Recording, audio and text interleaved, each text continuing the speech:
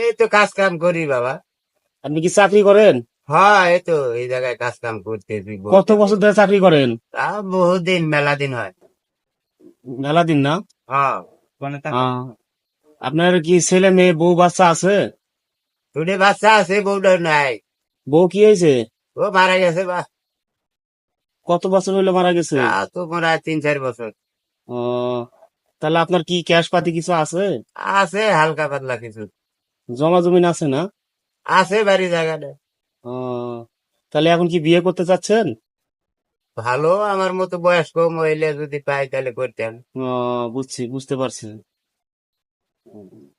আচ্ছা ঠিক আছে, তাহলে দেখি চেষ্টা করে আপনার জন্য, হ্যাঁ?